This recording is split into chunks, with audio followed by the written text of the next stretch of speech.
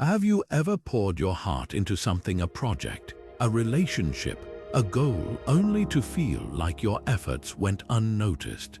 That sting of being undervalued, whether at work, in your personal life, or even within yourself, is something we've all faced at some point. It's a universal experience, but here's the thing: how you respond to it can change everything. Stoicism, an ancient philosophy practiced by some of history's most resilient minds, offers a powerful framework for navigating these moments with strength and clarity. Marcus Aurelius, one of Stoicism's greatest teachers, once wrote, "You have power over your mind, not outside events. Realize this, and you will find strength." This simple yet profound idea is at the heart of what we're about to explore. In this video, we'll dive into 15 Stoic practices that can help you handle being undervalued, not by seeking external validation, but by cultivating an unshakable sense of self-worth and inner peace. These tools are timeless, practical, and designed to empower you to reframe your perspective, no matter the situation. So, if you're ready to transform how you respond to feeling overlooked, let's begin. Let's dive into the first Stoic practice: focus on what you can control. At the core of Stoicism is a simple but life-changing idea called the dichotomy of control. It's the understanding that some things are within our power and others are not. External validation, whether it's praise, recognition, or approval, falls squarely into the "not in our control" category. But here's the good news: how we respond to being undervalued, that's entirely up to us. Epictetus, one of Stoicism's most influential teachers, put it this way: "Some things are within our power while others are not." Within our power are opinion, motivation, desire, and, in a word, whatever is of our own doing. In other words, while we can't control how others see us, we can control how we see ourselves and how we choose to move forward. Think about it this way: imagine you're at work and you've just completed a project you're proud of. You've put in countless hours, poured your creativity into it, and delivered something you believe is exceptional. But when it's presented, the response is lukewarm, maybe even dismissive. It's easy to feel deflated, to question your worth, or to spiral into frustration. But here's where Stoicism steps in. Instead of fixating on the external reaction, something you can't control, you shift your focus to what you can control: your effort, your attitude, and your next steps. This isn't about ignoring the sting of being undervalued. It's about refusing to let that sting define you. Take the story of Thomas Edison, for example. He faced countless failures and dismissals throughout his career. People doubted him, criticized his ideas, and even called him a failure. But Edison didn't let external opinions dictate his path. He focused on what he could control: his persistence, his experiments, and his belief in his vision. And we all know how that turned out. By mastering his internal response, he transformed setbacks into stepping stones. So here's a question for you. In your own life, where are you placing your focus? Are you caught up in seeking validation from others, or are you channeling your energy into what you can control: your actions, your mindset, your growth? Take a moment to reflect on this. What's one thing in your current situation that's within your power to change or improve? Because here's the truth: when you shift your focus to what you can control, you reclaim your power. And that's where real strength begins. What does it mean to be truly resilient? Is it about never feeling pain, never facing setbacks, or never being knocked down?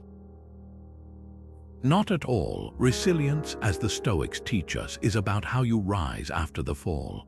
It's about building mental toughness, not by avoiding adversity, but by learning to endure it with grace and strength. Seneca, one of Stoicism's most eloquent voices, wrote, "Difficulties strengthen the mind as labor does the body." In other words, it's through challenges, through being undervalued, overlooked, or even dismissed, that we grow stronger, wiser, and more unshakable. Think about it. When you're undervalued, it's easy to feel like the world is against you. But what if, instead of seeing it as a defeat, you saw it as an opportunity to build resilience? The Stoics believed that every obstacle, every moment of being overlooked, is a chance to practice inner strength. It's not about pretending the hurt doesn't exist. It's about choosing not to let that hurt control you. Take the story of Cato the Younger, a Stoic philosopher and politician in ancient Rome. Cato was a man of unwavering principles, but his steadfastness often made him unpopular. He was ridiculed, dismissed, and even exiled for his beliefs. Yet through it all, he remained resolute. He didn't seek validation from others. Instead, he drew strength from his own sense of purpose and integrity. When others tried to undermine him, he stood firm, not because he was immune to pain, but because he had cultivated an inner resilience that no external force could break. So, how can you build this kind of resilience in your own life? Start by asking yourself, where do I feel most vulnerable when I'm undervalued? Is it at work, in relationships, or even in how I see myself? Once you identify those areas, you can begin to strengthen them. Maybe it's by setting clearer boundaries, practicing self-compassion, or reminding yourself of your worth regardless of external opinions. Resilience isn't something you're born with, it's something you build one small step at a time. Here's a challenge for you. The next time you feel overlooked or undervalued, pause for a moment. Instead of reacting, take a deep breath and ask yourself, how can I use this moment to grow stronger? Because resilience isn't about avoiding the storm, it's about learning to dance in the rain. And when you do, you'll find that no amount of external judgment can shake the foundation of who you are. What if I told you that seeking approval from others is like chasing the wind? No matter how hard you try, you'll never catch it, and even if you do, it won't last. This is the essence of the third Stoic practice, detachment from external opinions. The Stoics believed that your worth isn't determined by what others think of you. In fact, they saw praise and criticism as equally indifferent. Neither should sway your sense of self. Marcus Aurelius put it perfectly. It never ceases to amaze me. We all love ourselves more than other people, but care more about their opinion than our own. Think about that for a moment. Why do we give so much weight to what others say, even when it contradicts how we see ourselves? Here's the truth: external opinions are fleeting. One day, someone might praise you, the next they might criticize you. If you tie your self-worth to these shifting tides, you'll constantly feel unsteady. The Stoics teach us to anchor ourselves in something far more reliable, our own values and principles. When you detach from the need for approval, you free yourself from the emotional roller coaster of seeking validation. Take the story of J.K. Rowling, for example. Before she became one of the most successful authors in history, she faced rejection after rejection. Publishers dismissed her work, some even telling her she'd never make it as a writer. But Rowling didn't let their opinions define her. She stayed true to her vision, believing in the story she wanted to tell. And because she detached from the need for external approval, she was able to persevere, eventually creating a world that has touched millions of lives. Her success wasn't built on the opinions of others, it was built on her unwavering belief in herself. So, here's a question for you. How much of your energy is spent worrying about what others think? Do you find yourself altering your behavior, your goals, or even your values to fit someone else's expectations? If so, it's time to take a step back. Ask yourself whose opinion truly matters. Is it the random stranger on social media, the coworker who barely knows you, or the voice inside your own head? The Stoics would argue that the only opinion that truly matters is your own because it's the only one you can control. Here's a challenge. The next time you feel the urge to seek approval, pause. Remind yourself that external opinions are like weather, they come and go, but they don't define the landscape of who you are. Instead, focus on what you value, what you believe in, and what you're working toward. Because when you detach from the need for validation, you reclaim your power, and that's where true freedom begins. How often do you find yourself replaying past slights in your mind, those moments when you felt overlooked, dismissed, or undervalued? Or maybe you're caught up in future fears, worrying about whether you'll ever get the recognition you deserve. Here's the thing, when we dwell on the past or fixate on the future, we miss the power of the present moment. And that's exactly where the Stoics invite us to focus. Seneca, one of Stoicism's most profound thinkers, once wrote, "The greatest obstacle to living is expectancy, which hangs upon tomorrow and loses today." In other words, life is happening right now, and if we're not fully here for it, we're missing out on the only moment we truly have. The Stoics believed that the present moment is where our power lies. It's where we can act, choose, and respond with clarity and purpose. When you're feeling undervalued, it's easy to get stuck in a loop of regret or anxiety.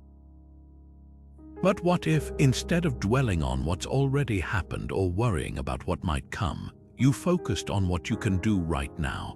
This isn't about ignoring your feelings, it's about grounding yourself in the reality of the present where you have the most control.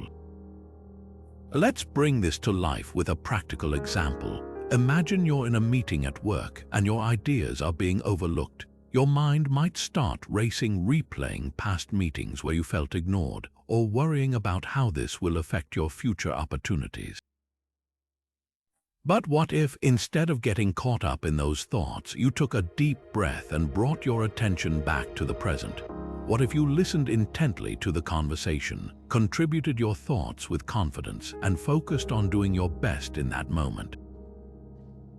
That's mindfulness in action. It's not about changing the situation, it's about changing how you show up in it. Seneca also reminds us of the brevity of life.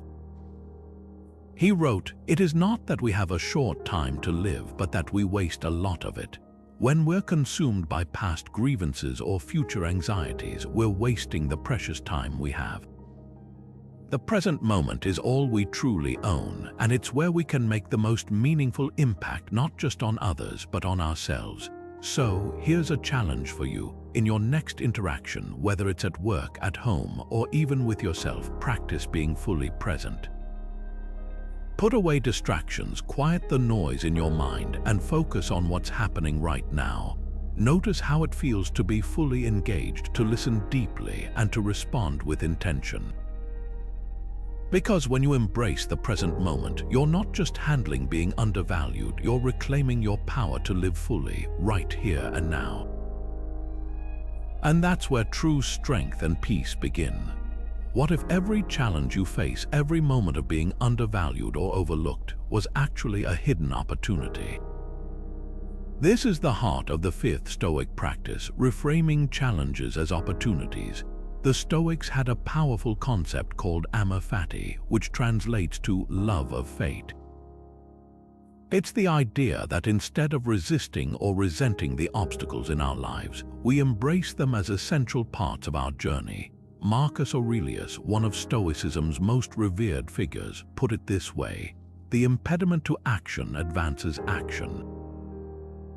What stands in the way becomes the way. In other words, the very things that seem to block us can become the stepping stones to our growth, if we choose to see them that way.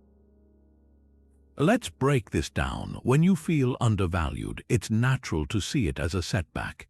But what if you could shift your perspective and see it as a chance to grow stronger, wiser, or more resilient?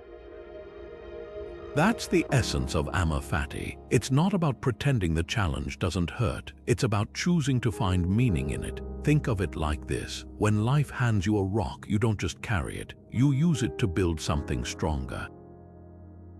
Take the story of Oprah Winfrey, for example. Early in her career, she was fired from her job as a television reporter and told she wasn't fit for TV. Instead of letting that rejection define her, she used it as fuel to push harder. She reframed the setback as an opportunity to reinvent herself, eventually becoming one of the most influential media figures in history. Oprah didn't just overcome her challenges, she transformed them into the foundation of her success. That's the power of Amor Fati in action. So how can you apply this to your own life? Start by asking yourself, what's one challenge you're facing right now that feels like a roadblock? Maybe it's being overlooked at work, feeling unappreciated in a relationship, or even doubting your own abilities. Now, instead of seeing it as a dead end, ask yourself, how can this challenge help me grow? What can I learn from it? How can I use it to become stronger or more resilient? Here's a simple exercise to try. The next time you feel undervalued, pause for a moment and write down 3 ways this experience could actually benefit you. Maybe it's teaching you to stand up for yourself, helping you develop thicker skin, or even showing you where you need to grow. When you reframe the challenge as an opportunity, you take back control. You stop being a victim of circumstance and start becoming the architect of your own growth. Remember, the Stoics didn't just endure challenges, they embraced them. They saw every obstacle as a chance to practice virtue, to strengthen their character, and to move closer to their best selves, and you can do the same. So the next time life throws you a curveball, don't just dodge it, catch it, and use it to build something extraordinary. Because when you learn to love your fate, even the hardest moments can become your greatest teachers. What are you grateful for, even when you feel undervalued? It's a question that might feel counterintuitive in moments of frustration or disappointment, but it's exactly where the Stoics would encourage us to focus. Gratitude, as they saw it, isn't just a feel-good practice. It's a powerful tool for shifting our perspective from what's lacking to what's abundant in our lives. Seneca, one of Stoicism's most eloquent voices, wrote, "True happiness is to enjoy the present without anxious dependence upon the future." In other words, gratitude anchors us in the here and now, reminding us of the good that already exists, even when it feels overshadowed by challenges. Think about it. When you're feeling undervalued, it's easy to fixate on what's missing: the recognition you didn't receive, the opportunities that seem out of reach, or the support you wish you had. But what if, instead of focusing on what's lacking, you turned your attention to what you do have? Gratitude doesn't erase the pain of being overlooked, but it does help you see the bigger picture. It reminds you that your worth isn't defined by external validation. It's rooted in the countless blessings and strength you already possess. Take the story of Viktor Frankl, a psychiatrist and Holocaust survivor. In the midst of unimaginable suffering, Frankl found moments of gratitude, whether it was the beauty of a sunset, the kindness of a fellow prisoner, or the memory of loved ones. He later wrote, "Everything can be taken from a man but one thing, the last of the human freedoms, to choose one's attitude in any given set of circumstances." Even in the darkest of times, Frankl chose gratitude, not as a denial of his pain, but as a way to affirm life's enduring value. His story is a profound reminder that gratitude isn't about ignoring hardship, it's about finding light within it. So, how can you practice gratitude in your own life, especially when you're feeling undervalued? Start small. Take a moment to reflect. What are 3 things you're grateful for today? Maybe it's the support of a friend, the skills you've developed, or even the simple fact that you're here, breathing and capable of growth. Gratitude doesn't have to be grand or dramatic. It's about noticing the small, often overlooked blessings that fill your life. Here's a challenge for you. Every day this week, write down 3 things you're grateful for. They can be as simple as a good cup of coffee, a kind word from a colleague, or the chance to learn something new. Over time, you'll start to notice a shift, not in your circumstances, but in how you see them. Gratitude helps you reclaim your power, not by changing the world around you, but by changing how you engage with it. Remember, the Stoics didn't practice gratitude because life was easy. They practiced it because life was hard. And in doing so, they found a way to rise above their challenges, not by denying them, but by embracing the good that coexisted alongside them. So the next time you feel undervalued, pause, take a deep breath and ask yourself, what am I grateful for? Because when you focus on what you have rather than what you lack, you'll find that even in the toughest moments, there's always something to be thankful for. And that's where true strength begins. Have you ever stopped to ask yourself, who am I really? Not the version of you that others see, but the person you are at your core, your values, your strength, your purpose. This is where the seventh Stoic practice comes in, developing self-awareness. The Stoics believed that true strength and peace come from knowing yourself deeply, not through the lens of others' opinions, but through honest, unflinching self-reflection.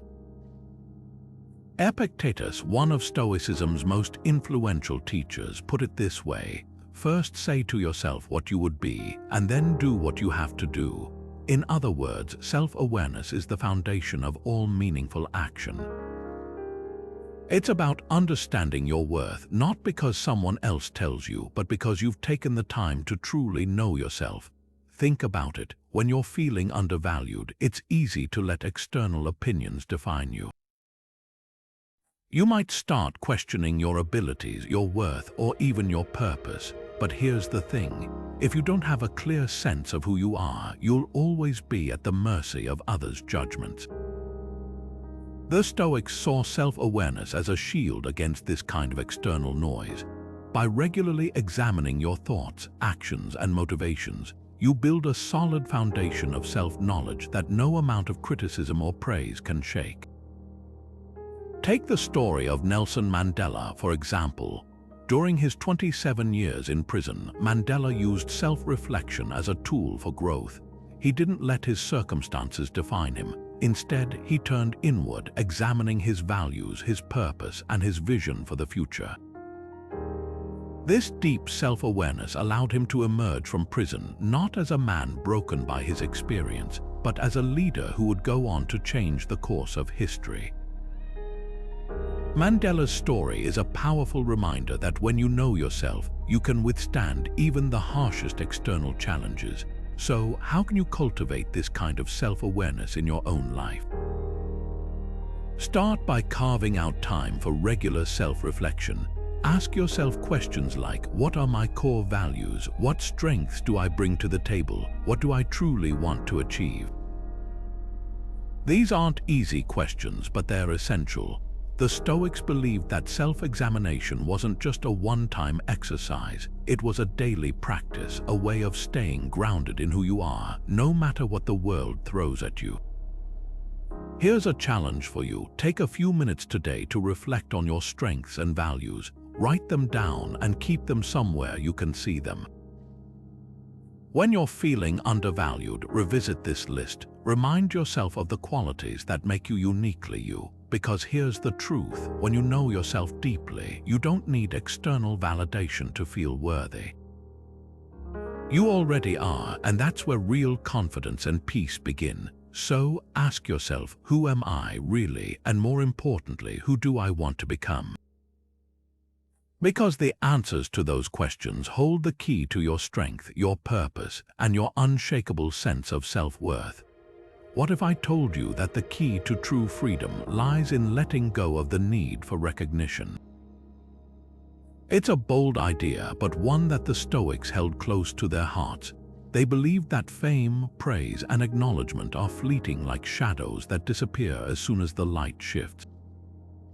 Marcus Aurelius, one of Stoicism's greatest minds, put it this way: how quickly all things disappear, in the universe the bodies themselves, but in time the remembrance of them. In other words, the recognition we chase today may be forgotten tomorrow. So why tie your sense of worth to something so temporary? Think about it. How much of your energy is spent seeking approval, whether it's from your boss, your peers, or even strangers on social media?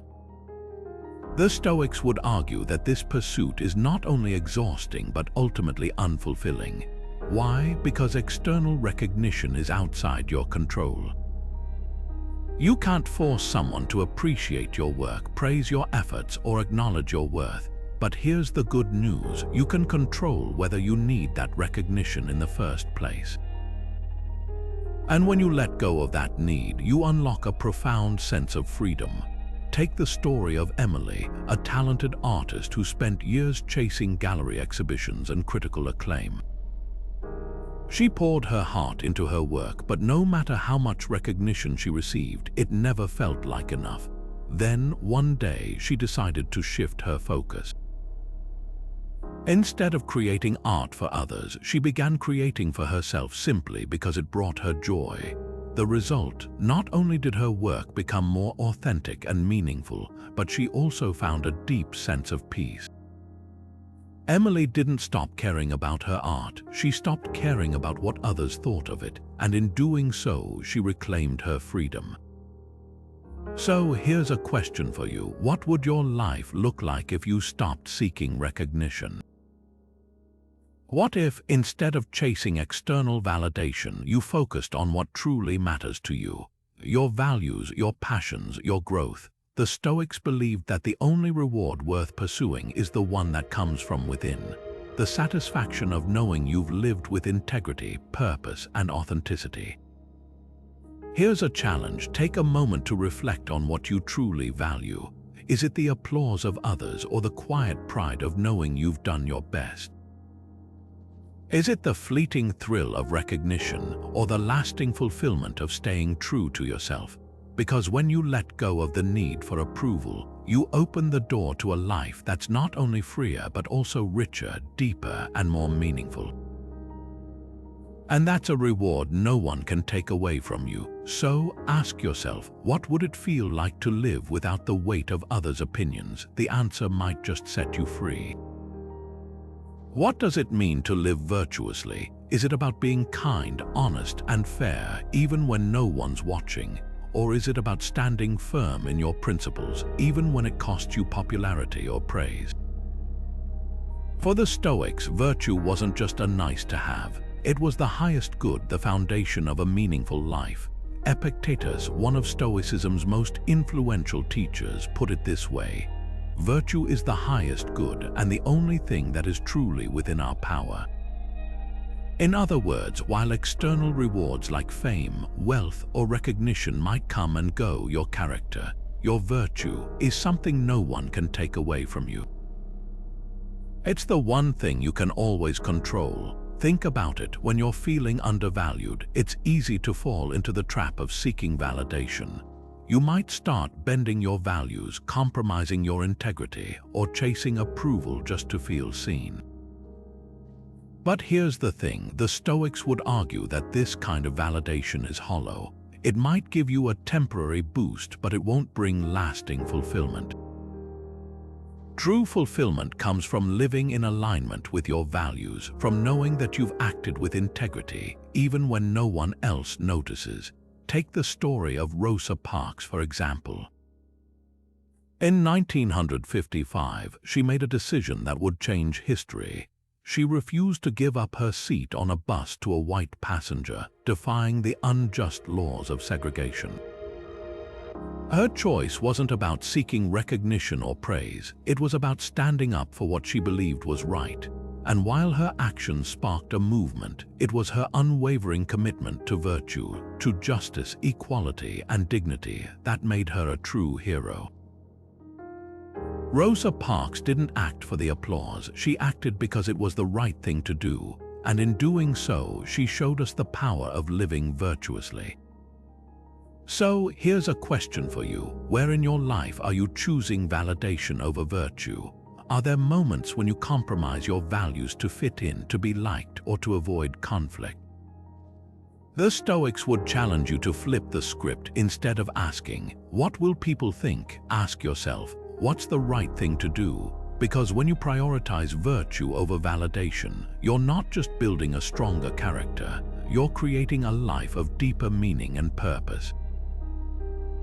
Here's a challenge. Take a moment to reflect on a recent decision where you had to choose between doing what was popular and doing what was right. How did it feel? Did you stand firm in your values, or did you bend to fit someone else's expectations? And more importantly, what would it look like to choose virtue the next time you're faced with that choice? Because here's the truth, when you live virtuously, you don't need external validation to feel worthy. Your worth comes from within, from the quiet pride of knowing you've done the right thing, no matter the cost. And that's a reward no one can take away from you. So ask yourself, what does it mean to live virtuously, and how can you make that your guiding light starting today? What if everything you're chasing, recognition, praise, even success, could vanish in an instant? It's a sobering thought, but one that the Stoics believed was essential to understanding life's true nature. This brings us to the 10th Stoic practice, accepting impermanence. The Stoics taught that everything in life is fleeting, our achievements, our reputations, even the opinions of others.